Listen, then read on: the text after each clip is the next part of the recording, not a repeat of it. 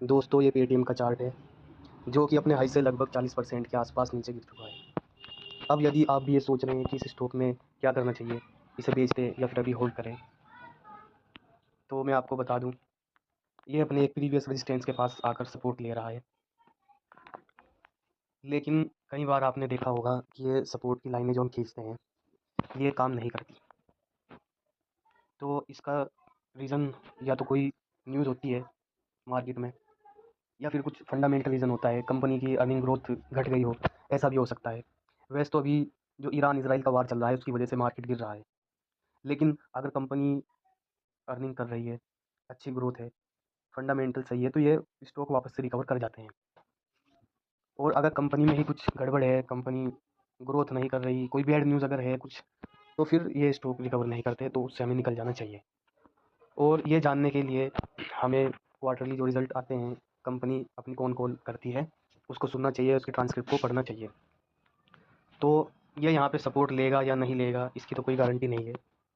हम अभी इसकी ट्रांसक्रिप्ट को पढ़ेंगे, उसमें कंपनी के मैनेजमेंट ने क्या बताया है।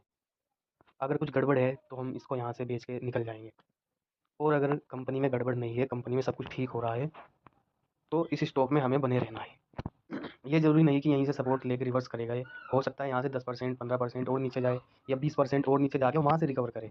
डिपेंड करता है मार्केट की कंडीशन पे, कब ये वार रुकेगी और कितना भी टाइम लग सकता है। टाइम को कोई प्रिडिक्ट नहीं कर सकता, ठीक है। तो इसके लिए हम इसकी ट्रांसक्रिप्ट पढ़ते हैं। ये Q3 की इसकी ट्रांसक्रिप्ट है जिसको मैंने एआई की मदद से हिंदी में कन्वर्ट कर लिया है।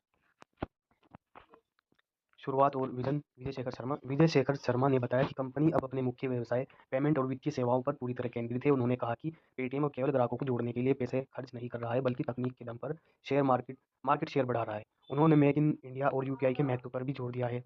इम्पैक्ट और भरपाई। तो गोल्डमैन सैक्स ने सवाल पूछा है मैनेजमेंट से कि पेमेंट्स इंफ्रास्ट्रक्चर डेवलपमेंट फंड के ख़त्म होने या बदलाव से मुनाफे पर क्या असर पड़ेगा। तो मैनेजमेंट ने जवाब दिया। विजय शेखर शर्मा और मधुर देवड़ा ने बताया कि कंपनी इसकी भरपाई सब्सक्रिप्शन रेवेन्यू जैसे साउंड बॉक्स का किराया और वित्तीय सेवाओं के क्रॉस सेल लोन आदि से करेगी। मधुर ने कहा कि इस तिमाही में ही वे इस प्रभाव का 30-40% हिस्सा कवर करने की उम्मीद कर रहे हैं। नए प्रोडक्ट्स और ग्रोथ। कंपनी ने बताया कि बाय नाउ पे लेटर पोस्ट पेड फिर से रफ्तार पकड़ रहा है और इसके ग्राहकों की संख्या 1 लाख पार कर गई है। अगले 6 महीनों में इसमें और बड़ी बढ़त की उम्मीद है। वॉलेट। उन्होंने भरोसा दिलाया कि वे वॉलेट को वापस मुख्य धारा में लाएंगे क्योंकि ग्राहकों के लिए यह एक आसान विकल्प है। भविष्य का लक्ष्य और मार्जिन। मधुर देवड़ा ने कहा कि कंपनी का लक्ष्य 30% रेवेन्यू ग्रोथ और 15-20% EBITDA मार्जिन हासिल करना है।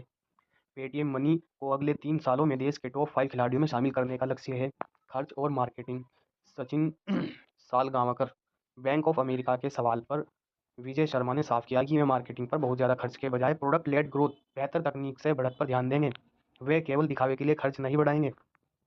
एआई का उपयोग। कंपनी अपनी कार्यक्षमता बढ़ाने और खर्चों को कम करने के लिए आर्टिफिशियल इंटेलिजेंस का बड़े पैमाने पर उपयोग कर रही है, जिससे उनके सेल्स ऑपरेशंस और अधिक सटीक हो गए हैं।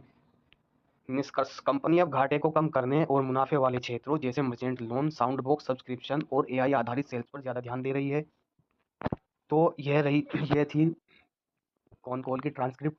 तो इसको पढ़ा है मैंने आपके सामने, आपने भी सुना है। आप देखो बिजनेस में कोई प्रॉब्लम कहीं से कहीं तक नज़र नहीं आ रही है, फ्यूचर में ग्रोथ के चांस बहुत ज़्यादा हैं। तो इसके हिसाब से, मेरे हिसाब से नहीं, इसके हिसाब से हमें बने रहना चाहिए स्टॉक में। और आपको क्या लगता है ये आप कमेंट करके मुझे बताएं, या मैंने कुछ गलत कहीं पढ़ा हो, या मैंने ये गलत ट्रांसक्रिप्ट पढ़ दी हो। आप भी जाके स्क्रीनर में ट्रांसक्रिप्ट को खोल के पढ़ सकते हैं। ये मैंने हिंदी में कन्वर्ट कर दी है ताकि मैं आसानी से सबको पढ़ के सुना सकूँ और सभी बंदे आसानी से समझ सकें। तो ये था हमारा आज का वीडियो। कमेंट करके ज़रूर बताना आपको वीडियो कैसा लगा, और चैनल को सब्सक्राइब ज़रूर करें। Thank you so much.